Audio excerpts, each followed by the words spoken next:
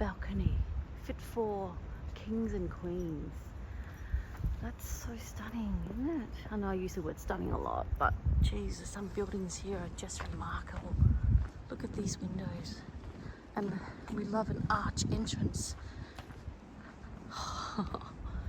Oh wow.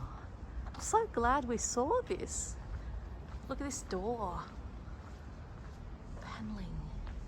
Oh, nice.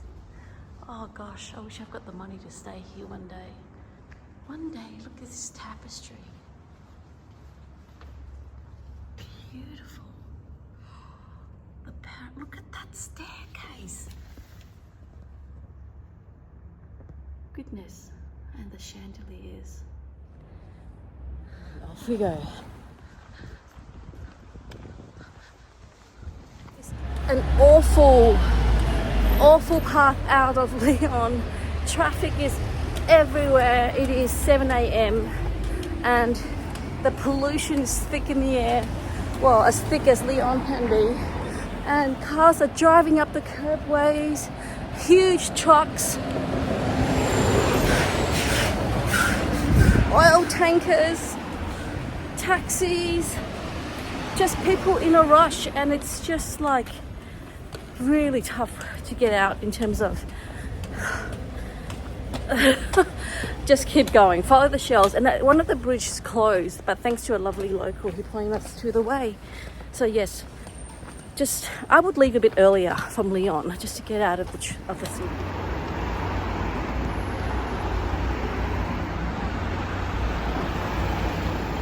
Just oh yes.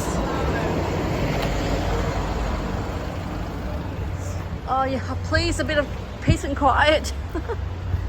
Yay, okay, Arrow taking us out from the traffic, that's good. That's cute, very retro. Storage boxes. No, well not boxes, but like into the hills. Rubbish everywhere. We're going up a hill, slight elevation, 100 meters maybe. You smile at a local coming and approach you. They always smile back. That's the beauty of, I think, the Camino. Sometimes at home I feel I shouldn't smile at people because they probably think I'm an idiot, but maybe that's a lesson to take away. Smile at people when they approach you. You don't have to say anything. Eye contact perhaps. I wonder why it's not as easy to do that on the Camino at home than on the Camino. That's an image I haven't seen before. Oh, horrible. It's starting to rain. I hope this is not an indication of what's to come, although we are approaching Galicia. In terms of wet weather gear, I don't think I've got enough. This is all I've got. But let's see how it goes. Out of Leon, that has all of these flags. Very cute. Okay, got it. Yeah.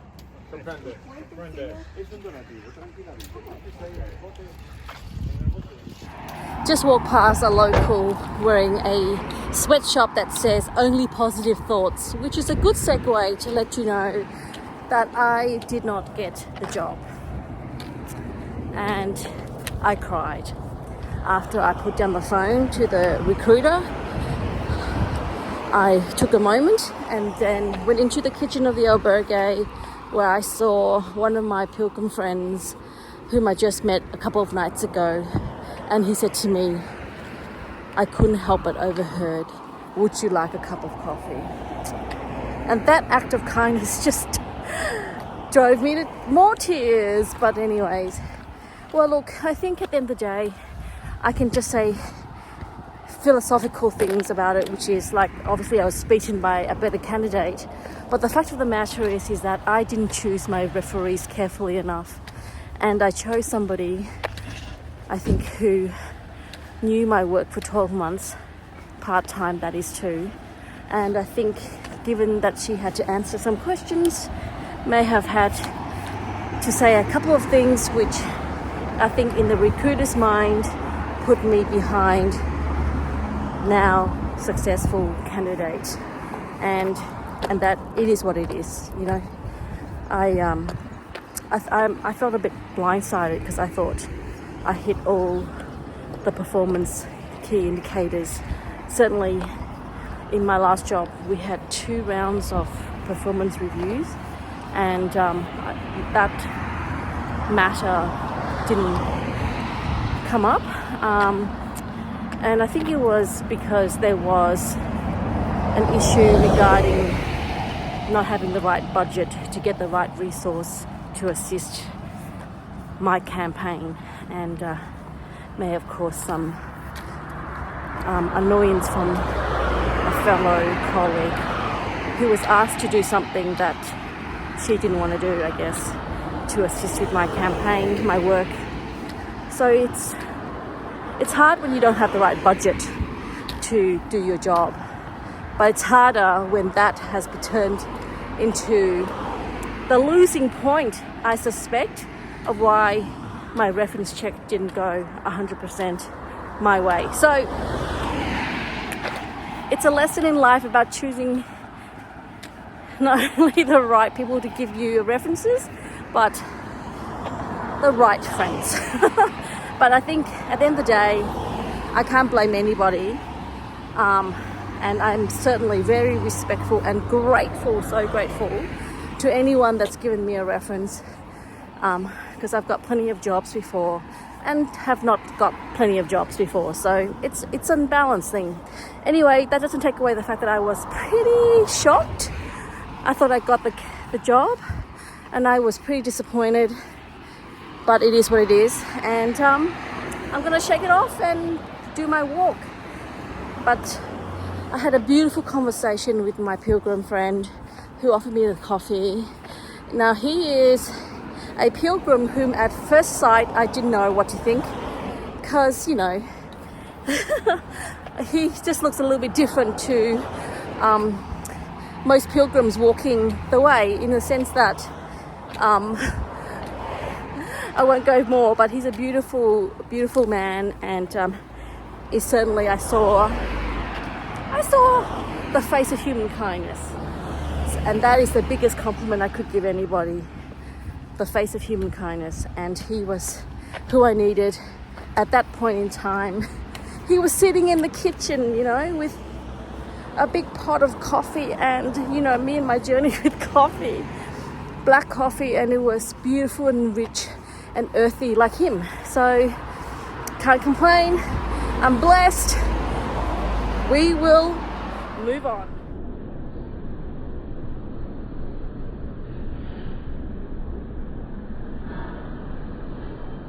Well, isn't that a message, hey?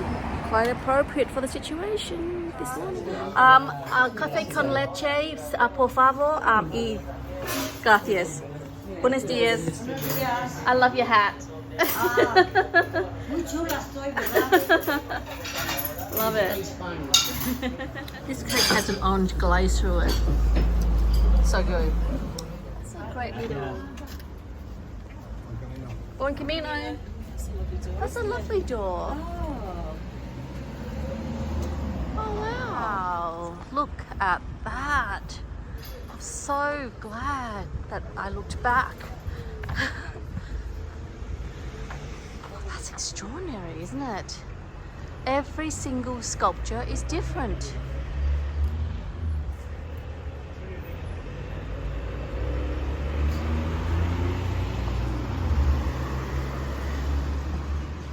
Extraordinary.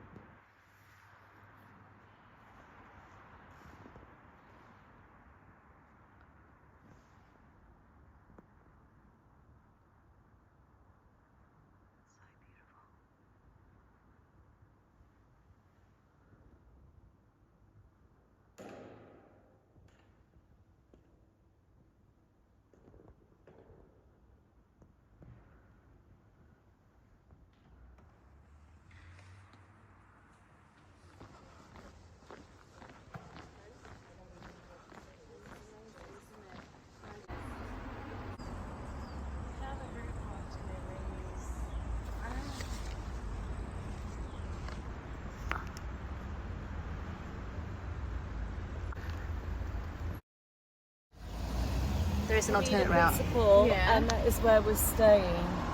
So we could go there a little bit, Like here, do the pink one, do the pink one. and then go in there Yeah. and up.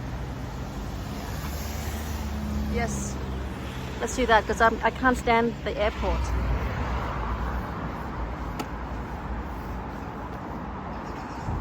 Margaret's very colourful outfit today. I really love that church, the Virgin Church, because it's got that beautiful statue of Mary with Jesus looking down, which is so different from other statues we've seen her with Jesus.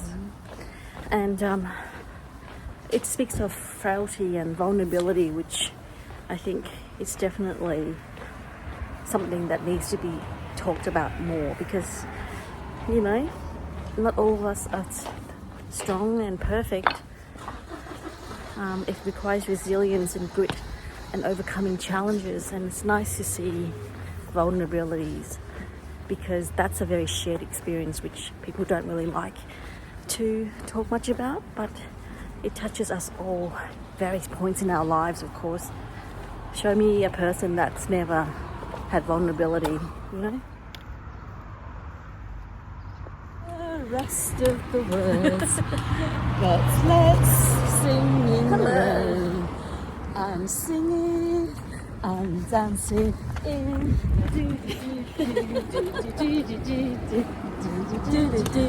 Right, It's been so wet that I haven't put out my phone. But I want to show you. how good is that? Is another example of stork nesting. 3 of them, massive birds with massive nests, and apparently they do erode the structures. But I must applaud these these storks for finding really lovely buildings to nest. Other ones to nest in modern buildings. Let's find the oldest, most personality-filled structures to build a home to raise your young ones.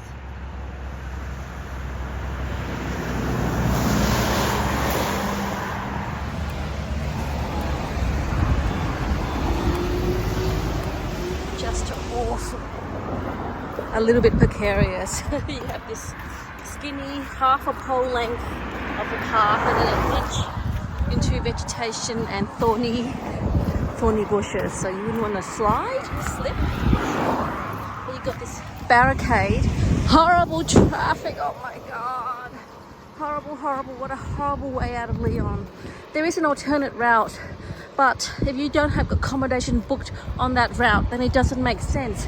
And yet I'm just thinking maybe it's worth it just to do a much longer loop, just to avoid all of this symbol of progress and advancement with cars and infrastructure. And anyways, I'm just not in a great mood at the moment. The rain and the bad news I got about my not being successful for that job that I had to put up with so much to get the interviews done. Totally, it's not my day, but may my heart be open with love and kindness despite all of that. So hard. Feeling shit.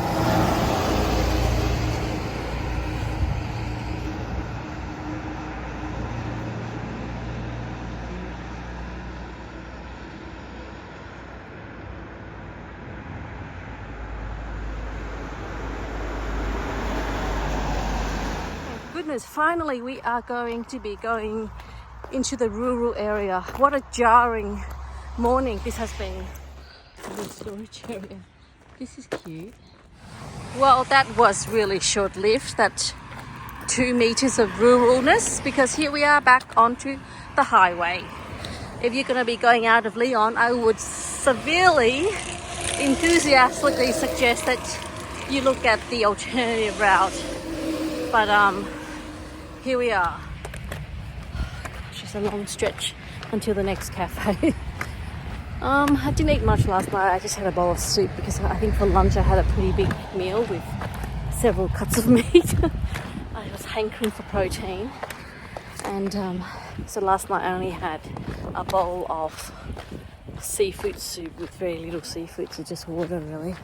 But it was nice, and so I'm hungry today, and really highly recommend the research that you must take when you are looking at, oh, look at this. Wow, first two, yeah. Oh my gosh. Oh my God, I've just walked through 20 kilometers of industrial.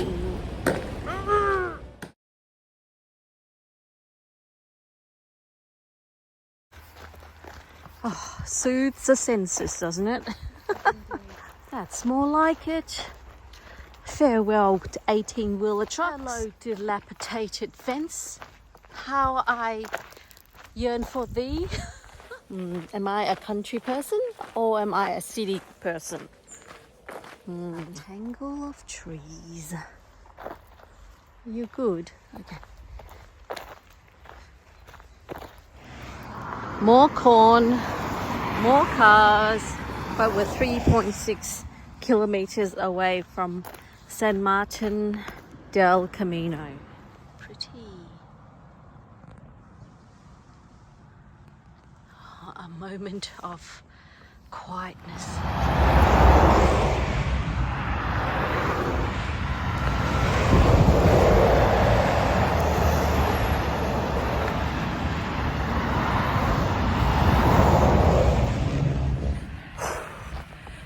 Oh God, 2.5 k's to go, and I'm finding today really hard.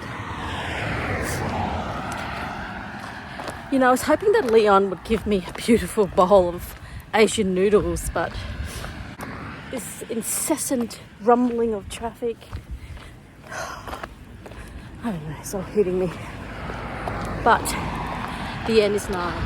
What is it about the lack of good street Asian food experience in Europe? This time last year, I was, maybe a bit more than that, May last year, I was on a 1-month trip, and I feel very privileged to be able to do that, to Europe, where I went to like 10 cities, and every key city I wanted to just get one bowl of Vietnamese beef pho, right? And I was continuously disappointed by the offering of what is the staple of Vietnamese food. And there's Asian communities in every single corners of life of the world. What is so hard really about beef stock, herbs that you can actually buy and import, and noodles, same thing? I don't know, maybe I'm just trying to transplant my experience in Melbourne, where we are sport for choice, and here far away in northern Spain, where I'm so far away from home, with 2 weeks to go on my 6-week Camino, I've begun to really appreciate the absolute variety of food we have in Melbourne. That said, please don't get me wrong, I really appreciate where I am, and I had the best tortilla this morning at a trucker's pit stop. You know, one of those pretty cold, cemented place where you have to climb 4 tiled cement steps, 5, even 6, to get a coffee and a tortilla. And the man behind the bar was slapping dishes around because he just was so run off his feet. And I was observing him and admired his big coffee machine and looked at his well-baked tortilla, and yet he's got this really tired expression, which he probably didn't mean to have, but he was obviously serving all of his truckers clientele first, ignoring Margaret and I. But we were patient. But at the end we understood that he needed to look after those. That is his regular bread and butter, I guess, you know, because pilgrims come and go, but it's his trucking community that come in for that coffee or that wine at 10:30 in the morning. Anyways, enough from me today. I'm in a rubbish kind of mood, and let me show you some weeds. Weed number 1. Weed number 2. Actually, that's quite pretty. Weed number 3. Weed number 4. Weed number 5. 5 weeds to make you feel better about yourself. 1 kilometer from San Martin del Camino. At the front, I've got Margaret from Manchester powering along like a heat-seeking missile that she is. She is strong, she is formidable, she is a safe pair of hands. Back, I've got Paula, a gritty, determined lady from Hungary who, despite blisters that I've never seen, they are epic, of epic proportion. She has risen from the ashes and has shown what you can do with some grit and determination. Both of these ladies have shown me that there is strength in womankind. There is strength in solitary lives, and that there is strength in seeking new paths. And if that means just going for a walk, taking a different path in your backyard or in your orchard or in a park, do it. It gives you a new perspective. And as I end my walk in 500 meters, putting an end to my miserable day, all I can say is thank God there is another day tomorrow with no mistakes in it. And you know what? It's going to be fine. Well, the nozzle didn't get fixed, the nozzle didn't get replaced because there's no spare parts that match my particular water bladder. So here we are, we're using bottle. Oh God, this bloody rumbling. Basically at this point of my life, I just want to retire and, you know, raise my kids into older adulthood. Anyways, I can't retire. I'm too poor to retire, too honest to settle for a sugar daddy. So I have to keep hustling, gotta get a job. Not that it is the only thing that is occupying me, but, and I'm confident that with my skill set and my CV, I'll pick up one, but just bear with me, it's been a shitty day. It's been a really hard day. Here we are. Wow, this is a rather nice albergue. Well, that's already nice. Little cat. Hi, baby. Hi. Hi, darling. Hi. Hi. Hello. This is the accommodation for tonight. And I'm in this bunk, which is nice. They've given me a bottom bunk. And look at these guys. There's a pool even. Very neat bathroom. Margaret's on the other. Have you got some cream for your foot now? And is it working? I hope so. Oh, good. It seems so. Oh, good.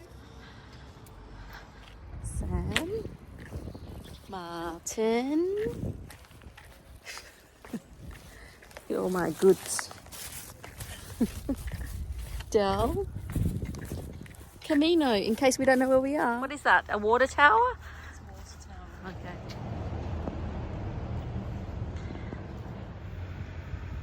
What is that? Pumpkin? First time ever using this Cedar Summit spoon that I've been carrying. gonna eat some yogurt before. What is written there? What is? Yeah, great conversations, you two. Really good conversations. Yeah, I'm just.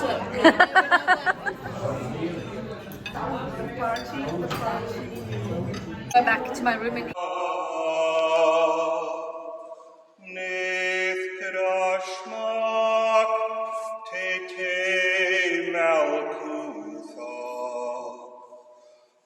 Wait, Savior, knock, I come. Wash my